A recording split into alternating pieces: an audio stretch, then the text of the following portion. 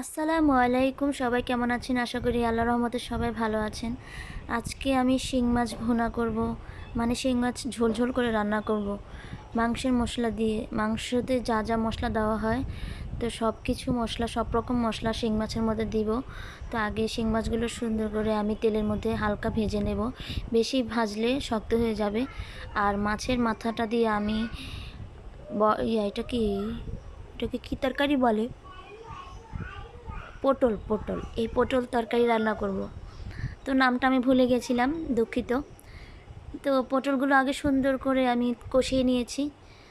কষিয়ে নেওয়ার পর এখন মাছের মাথাটা দিয়ে আমি পানি দিয়ে দিব পরিমাণ মতো সিদ্ধ হওয়ার জন্য। তো এদিকে রান্না হতে থাক আর আমি এদিকে আপনাদের একটা গান শোনাই।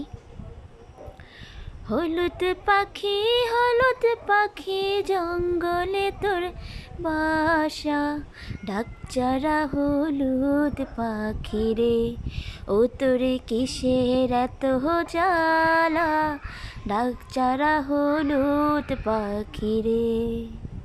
শাশুড়ি পাইছে যেমন তেমন, শ্বশুরে পাইছে বালা, জামাই পাইছি সইদিয়ালা রে, ও তোরে কিসের এত জ্বালা, ডাকচারা হলুদ পাখি রে।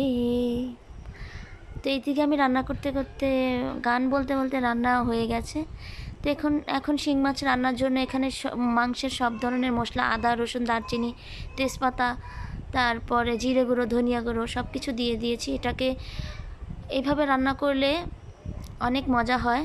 তো দেখেন আমার রান্না হয়ে গেছে, কত সুন্দর হয়েছে রান্নাটা। আর এই যে দেখেন কত সুন্দর হয়েছে শিং মাছ ভুনা। ভালো লাগলে শেয়ার করে দিবেন।